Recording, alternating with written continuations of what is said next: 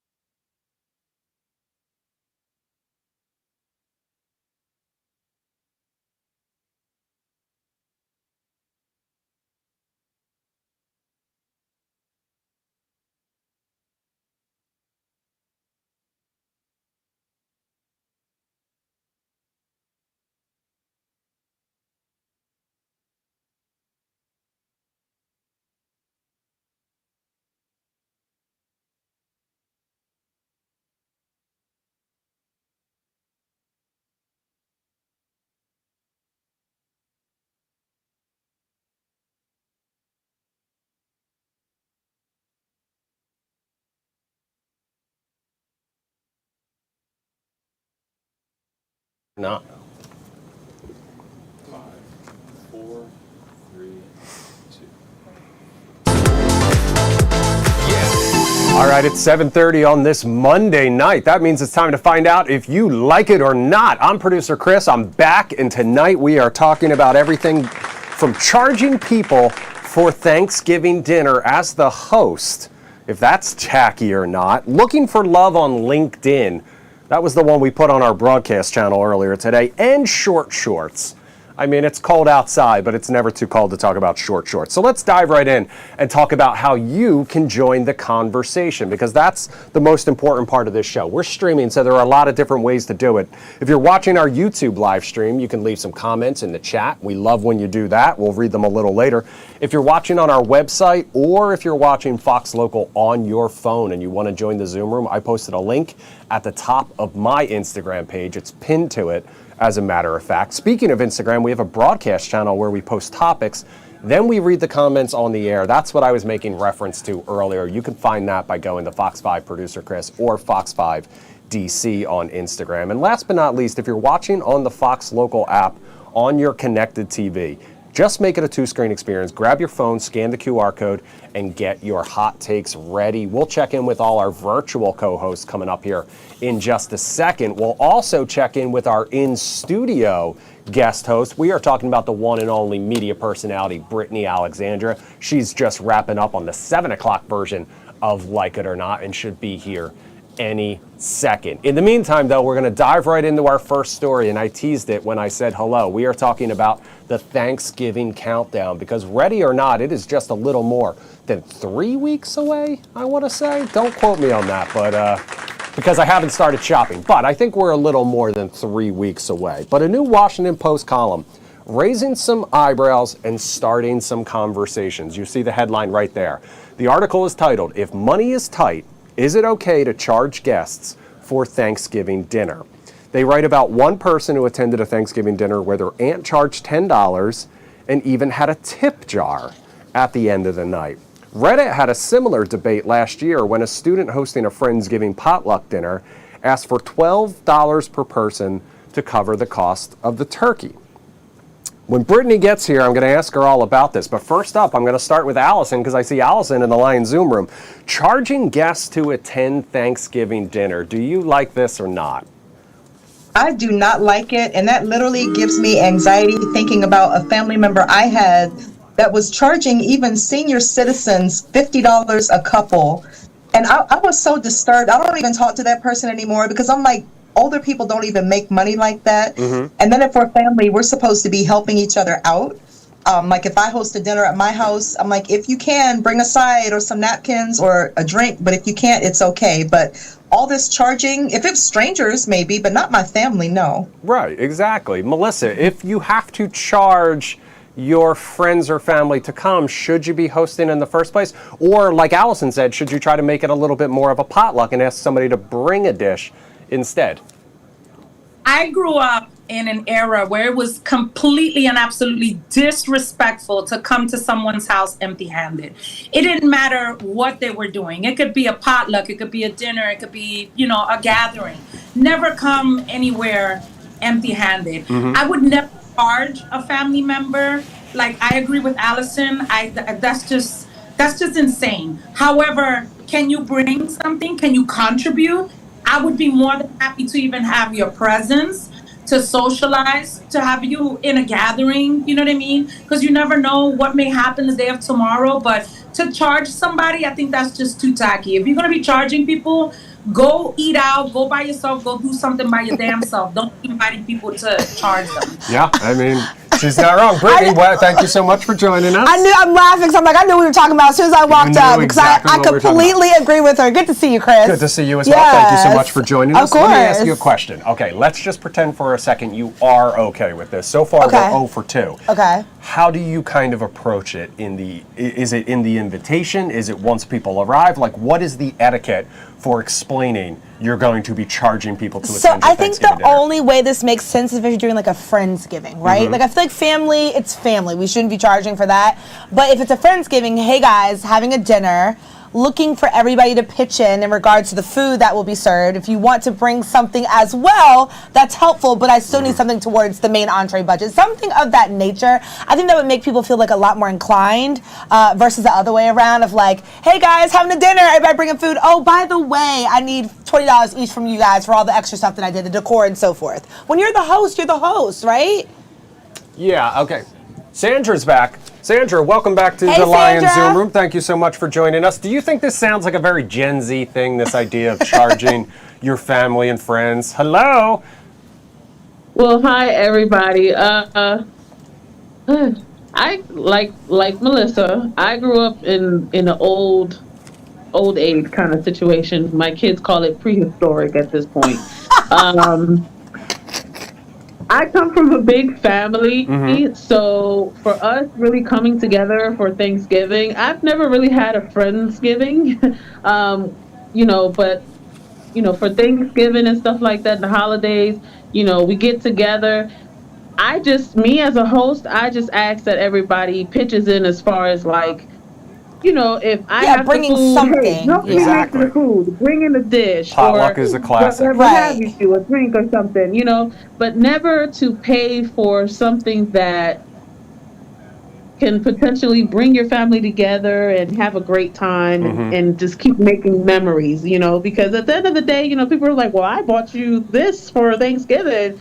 You don't want to get it back thrown in your face. But definitely, I'm old-fashioned with it, and I say no. I don't like that. I agree with her. And a tip jar is like next level too. I'm just saying. Tip jar is next level. Unless you got like a bartender that's really bartending, then Right, totally different situation. Even if your cousin bartends. In my family, we grew up where we kind of rotated holidays through. One aunt did this holiday, another aunt did this holiday. We hosted one event, and so it all works out for sure. In the end. And look, even if you that's the approach that I take. Even if you can't bring something or pay for something to contribute, like just get in the kitchen early and help. You know what I mean? Exactly. A little goes a long way. Time is money too. All right, we're going to talk about that coming up in just a little bit. I love that. Oh my God. All right, next up, tomorrow is Singles Day, in case you didn't know. It's okay if you didn't know. I didn't know. I mean, it's a day for me, clearly.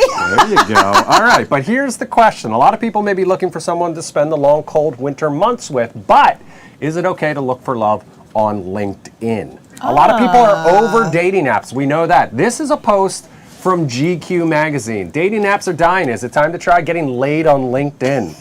GQ posed that question, like I said, writing how more and more singles are ditching dating apps and meeting people basically anywhere else. So they ranked the best and worst non-dating apps to shoot your shot. Okay. LinkedIn took the top spot according to GQ, followed by Strava, which in case you don't know is like a workout running app. It's a way to like log your, X, Blue Sky, and then Reddit. We posted this one on our broadcast channel, okay? So I do want to get to some of those comments because people have some thoughts about it. Molly says, I know a couple that met this way. They had known each other years ago, weren't on the dating apps, they reconnected on LinkedIn, and ended up dating for several years. That's that's a happy story. Sir Harvey Fitz says, listen, get in where you fit in. I agree, Harvey. Freddie says, wait a minute, looking for love on LinkedIn? Absolutely not. LinkedIn is for career connections and showcasing professional accomplishments, not for flirting nor dating. LinkedIn isn't Tinder, it's for people who have solid and professionalism skills. All right, one more. WJP. It's a crapshoot, but Instagram is like taking candy from a baby. Lots of single, attractive candidates. Have to bring your A game, as I do, at 58. Okay. OMG. I love it. He hasn't missed a beat. Nope. Okay, I'm here for it. Brittany, LinkedIn. Okay, so here's the thing.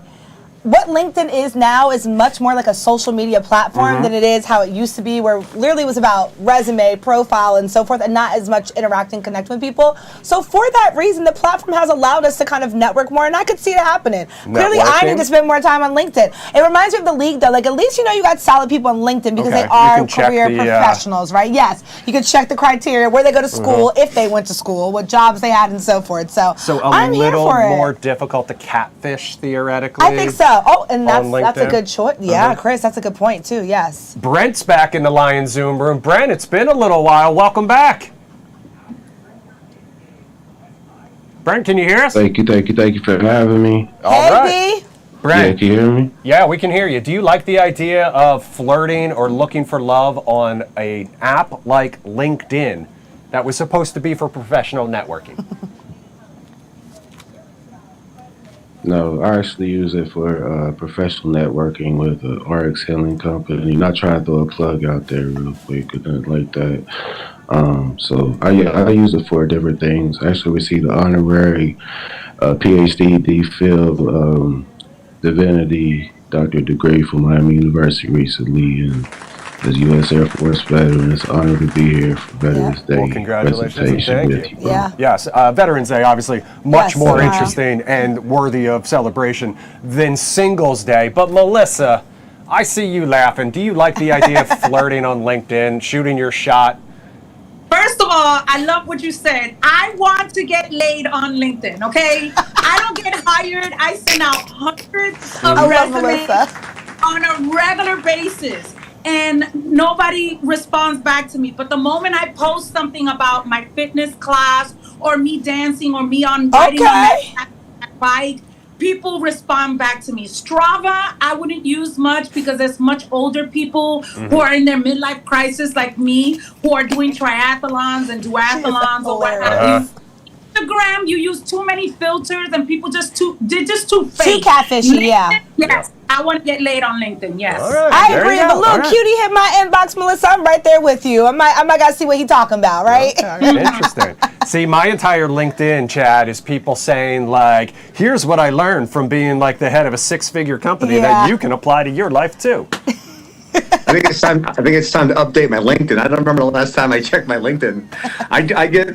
I think if Laura and I broke up, I'd probably get my next date at like Total Wine or something like that. I just love opened it. up in Friendship Heights. Yeah. So Total Wine's basically, the place to go, everybody. You're, Total Wine. you're saying Good to you're a know. lazy man and you piss where you eat. That's what I heard. All right. Listen, we've heard the phrase that time is money. We just made reference Yep. to that. And one woman is apparently taking it literally. The 34-year-old woman says she got dumped after dating a guy for a decade. Wow. Now she says she wants financial compensation from him for stealing her, quote, childbearing years.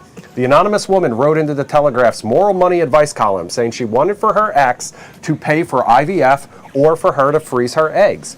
The woman went on to say she made career sacrifices for her ex with the understanding that he would be the primary earner when they had children. Now she says she feels like she has had a rug pulled out from under her and feels like he should have some responsibility for helping mitigate the damage to their plans by his broken promises. The comment section, on the other hand, did not have her back, wondering why she waited 10 years for this man to make a commitment. So, I Brittany, agree with that one. I agree. My mama always told me, if 4 years you're not engaged yet, you gotta dump him for sure. 10 years is way too long. I get it. She's around my age, I'm not gonna say it, but she's close to it for sure. And so she dated him young, right? 10 years, 24. So I get why she dated him for a long time. But girl, you got time. You still got time to have babies. You still have time to fall in love again. I don't think he necessarily owes her anything. If anything, he owes her an apology for gaslighting and love bombing and promising to marry her just to end up dumping her, or whatever the case was with them. that sounds more accurate. Right? Allison, do you agree with Be on Top's take on this one? Man, I'm just so disgusted by this. First of all, there must be something wrong with her, because if he's doing all these things, she should have seen signs within the first year. Thank you, first red of all. flags, yes. Yes, exactly. And it's like, if someone is treating you wrong or not giving you what they say or telling you lies, like, are you listening to lies for 10 years? Where is your credibility, girl? Like, she should have got herself together. She sounds ridiculous and should be embarrassed about herself for even posting this. And honestly, she should, for the fact that she's 34, and there's so many women out here that are having babies in their 40s and even after 34. So it is kind of, when I think about that, I'm like, yeah, like, you're kind of not making it fair for the woman out here that there's still so much time to have a child. So girl, relax. Yeah. No, Exactly. okay. But, Sandra, I'm going to We call clearly on... have feelings about this, Chris. Well, Sandra, I'm going to call on you. Does the guy owe her, not necessarily financial compensation for IVF, if you maybe you agree or maybe you don't, but does he owe her anything beyond an apology? He don't owe her nothing. I'm sorry. Listen. No. Nobody He is with don't this owe her lady. nothing, because at this point, I mean, baby girl, 6 months to a year, you already know you're seeing multiple red flags. Y'all arguing about everything. I apologize for my daughter. She is excited to see us. Oh, we're excited to have her. But no, I don't think this guy owes her anything. I mean, I'm sorry. No. There's plenty of Yeah. women still having kids in their 40s. I just read something the other day. I think the lady was like 42 and she had like twins or something in them. Wow. So, nah, I'm not even gonna go there. I'm not trying to get, No, hated by the haters. I understand. But Chad, would you like to speak up on behalf of all men everywhere? Yeah, I would actually. I've been in this situation kind of in reverse of sorts. Oh. Because I'm divorced with 2 kids. So when I was dating post-divorce, I would make it clear that I'm done having kids. And sometimes I was dating like somebody who was like in her late 20s, early 30s, and she said she didn't want kids, but I kind of felt like I don't want to drag this out because as that clock starts ticking, I think they change their mind a little bit. Although this one, No, kids bad. not this go. one. I'm not talking about Laura. Chad found his what is it? His lobster. Literally. His lobster and Laura. My penguin. For all the love it. Friends references out there. All right, speaking of breakups, guys, fellas, if you have a favorite hoodie you don't want to lose to a romantic partner, don't let her borrow it. That's the That's the lesson key. of a new survey. In a recent survey, 56% of guys said they never got their hoodies back after lending them to someone that they were dating. Experts actually say there's some science and sentiment to this ritual. Experts say lending a hoodie is a modern form of showing love, much like a varsity jacket or class ring back in the day. Therefore, sharing a hoodie isn't just about warmth, it's about trust, affection, and a small piece of identity. Brittany, Yes. do you have any hoodies hanging in the closet? I do not have them hanging anymore because I have thrown them out when the relationship was thrown out, okay? But while we were in a relationship, I am definitely that type of person that wants to live, just be in your skin, right? I want your hoodie, I want your shorts. It's just something about it, right? It brings you closer to that person. However, when you break up, as soon as I see the hoodie, I'm like, oh my God, I gotta get rid of that hoodie. And I'm not returning it to him. I'm throwing it away. Interesting. Laura, Ladies, help me out. Laura, have you stolen a hoodie from a gentleman before? This is one of them that I've Excuse me. stolen. I love it. Nice and broken in. See, you don't understand this. You don't understand what it takes to get the perfect hoodie. It takes years of not washing it. Although, it has to wear in. I love it. Decent amount. I see. You have to sleep in it for like months on end, and then it's the perfect hoodie, and then And you it get it looks so stolen. comfy. And Like, then you lose it? It's hard. It took me 2 years. Look at this. It's all nice and. now what happens if y'all get in a fight? Where's that hoodie gonna go? Like 15 of his own hoodies. Still. I love Like, it, I he's a love hoodie it. guy. I've learned my lesson. I got them in rotation. They're getting worn in as I I love speak. it. Melissa, how about you? I have hoodies from years ago. And it's sweatpants season. So if it has a matching pair of sweatpants, Oh, boy. I'm taking the too. I will wear the hoodie and the sweatpants. I don't care if I broke up with you. You don't have I the don't care if emotional you- attachment. I don't care if it fits me big. Like I got hoodies that are extra large, double X. I love it. I will wear them. They're comfortable. I'm sorry. I'm a gym rat. So this is like my go-to wardrobe. But I don't care if we broke Excuse me. if we talking, I'm gonna wear them. All right, Brent, do you Okay. have any hoodies that you want back from anyone out there? Absolutely not. That's that. Remember a long time ago we had a conversation about it was something about this homicide recipe.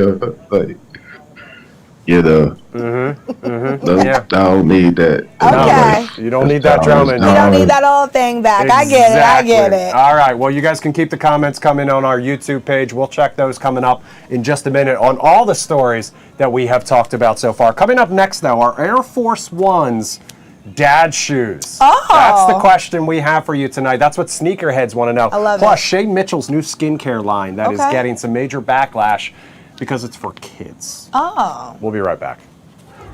that is interesting.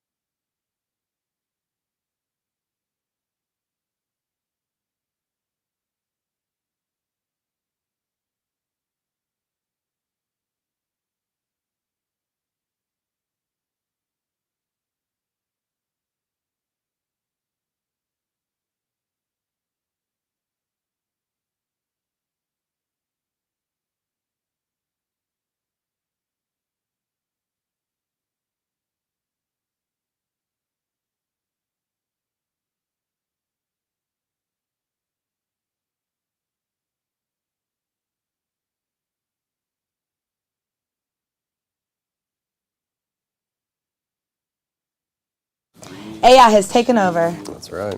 Welcome back to Do You Like It or Not on this Monday night. Brittany standing here over my shoulder. We're about to cover her, though, with our YouTube comments. So let's see what West Virginia Ben has to say out there. All right, first. All right. Will Shinara says, we need to support Trump and Vance. All right, that's unrelated to anything going on, but I do appreciate the bots apparently joining in. Your world is changing. Thanks to the Holy Spirit. Amen. Also, similarly, sounds like a bot to me. All right, let's get to West Virginia Ben, though. I love bots, don't you? Yeah, you know. I mean, listen, if it drives engagement, let's just get it going. Don't host if you can't afford it. Do not charge friends and family. Potluck is okay. Total Wine's a good place. Got my fair share of IPAs from Total Wine. Nice non-alcoholic section too, but is it good to meet people for if/when? Laura sends Chad packing. Next up, I'm going to quote Richard Marx, don't mean nothing till you sign it on the dotted line. That's a good one to end it on. West Virginia Ben, thank you for weighing in as always. Brittany, you ready to dive back in? Second half of the show? All right, listen, do you like your skincare products? Of course I do. You know every girl lives for their skincare. When did you start using them though? I would say like middle school. Middle school? Yeah. Okay, so that's like 12. 12, Yeah, okay. yeah. And they're huge. I mean, especially and, now. And very light, right? Like we're not talking like high end, you know, we're talking about Neutrogena. Finally being able to buy Neutrogena face wash. Because my mom was big about that. Done the stories about these, you know, tweens and younger being obsessed with the get ready with me routines and taking over Sephora, social media, having their birthday parties at Sephora and things like that. And now Shay Mitchell, who you know from Pretty Little Liars, may have just taken it up a notch. She just dropped a new skincare line, and it's facing some major online backlash, and that is because it's a skincare line for kids as young as 3 years old. This is so cute. Rinny, and it includes face masks and other products targeted at children. She says she was inspired to create it after her daughter saw her wearing a face mask and then asked her for her own. She also says the products are made with, quote, safe ingredients parents can trust. Some of the comments, however, not feeling it. This makes me so sad. Let our kids be kids, please. And this is ridiculous and clearly just consumerism for children. Some dermatologists have actually cast doubt on the claims that the products are safe for kids. In fact, some doctors have sounded the alarm about skincare products for kids, saying they're developing lifelong contact allergies because they are using too many products on their still developing skin. So Brittany, skincare products for kids. Do you like this or do you not? I'm like in the middle. I think when you're 7 and up, I think, okay, it's, you know, you go to the beauty store, like you can kind of play around. It makes sense to put a face mask on. Anything under that, no. Like there's still literally, like the doctor said, developing just everything when it comes to, you know, growing up and being a kid. So I just think that's way too young. But I like the idea. I mean, think about, I mean, you are a guy. You guys, of course, play with your trucks and so forth. Like, but for us girls growing up, it was the heels. It was going to Limited 2 and doing the fake blush. So, I mean, it's not too far off, especially if it's safe for kids, right? The ingredients. Yeah, so hopefully that it is. And I mean, I remember when I was probably like 5 asking my dad to like let me shave. Yeah. And he would give me like a razor with fake no razor. blade. Yeah. Exactly. And you would try it. Exactly. Sandra, you're hanging out with your daughter watching the show. This idea of skincare products for kids, do you like this or not?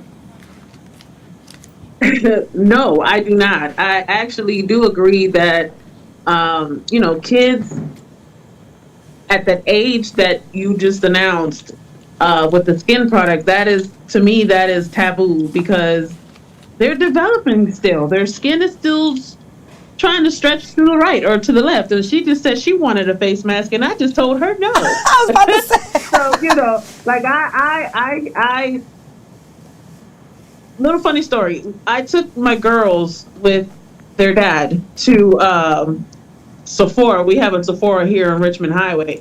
And I think it's Sephora. It's a makeup place. But anyway, they had like tons of makeup. And I walked up in there and I was just like, oh my gosh. And my 9-year-old, now that she's 10, she was just like, yeah, Mom, this is for this and this is for that. And I'm like, how do you know this? I just know the simple eyeliner, lip liner, mascara, and that's it. I don't even put on lashes. I'm not a makeup person like that. Like, I like to keep things natural because it costs. That costs us a lot of money. And natural is beautiful, for sure. Yeah. And natural is beautiful. And that's what I try to show my girls. Naturally is beautiful, and you just keep on going. Thumbs up to that. All right, Allison, what do you think? I'm so glad you asked me because, I have 25 years experience in the beauty industry and a degree in psychology. And what I think this does to young girls, for one, they're going to emulate what they see their mothers or older young ladies do. So everything that they see that's in their mom's closet, they're going to start getting in and putting on hyaluronic acid and start messing up their skin. And it's like, I understand they want to do something that's cute and fun.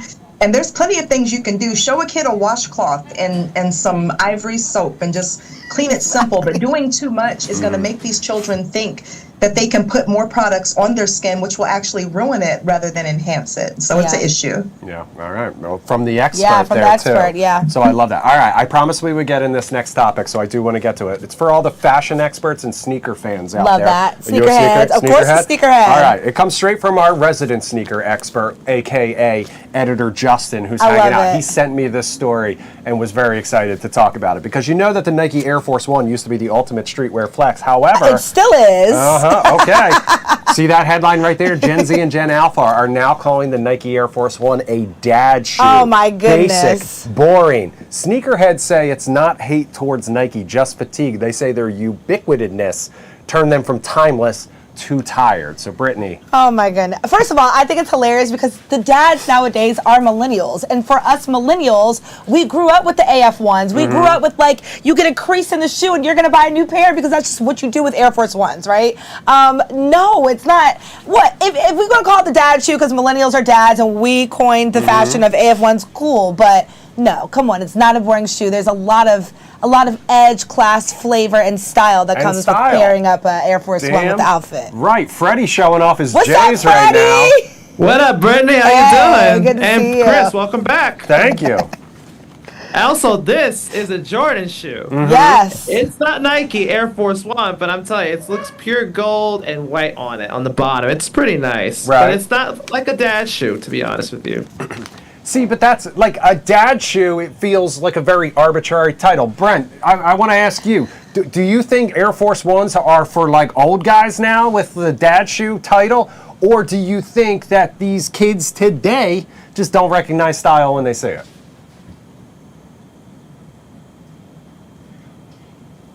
I think the quality of the Air Force shoes, the Air Force Ones, is phenomenal, and I wouldn't compare it to another shoe. Yeah. Thank you. Thank you. Exactly. Right. You know, He shut the haters I feel up. like I see them now wearing I know this is a DC thing with their clunky, chunky New Balances. Thank you. And that was a dad shoe to me growing up. I completely agree. Just flip the script. It's just They're funny. going to be back Fashion in style. repeats itself. It always does. Literally. All right, we ran out of time for some of my other stories tonight, which just means I get to That save means them. we had so much fun, though. Exactly. It means we had fun, and I get to save them for later. Brittany, thank you so much for Yes, joining us. always As good to always, I see appreciate you. it. Yes. Thank you to everyone out there for Happy joining Veterans us. Day As to all of always, happy those. Veterans Day. Yep. Thank you so much for your service, Brent, and beyond. Listen, we'll be back at 9 o'clock with Tony P for more Live Zone Primetime. Coming up tonight, we're talking about the Commanders making some changes before they head over to Madrid. We are also going to talk a little more about Singles Day because the CEO of the 3-Day Rule is going to join us live to talk about their And I can't wait. AI dating app. First, though, coming up next, we'll have Fox 5 News at 8. For producer Jim, I'm producer Chris. This is Brittany. Thank you guys for joining us here tonight. We'll see you back here tomorrow, same time, same place. Have a good night.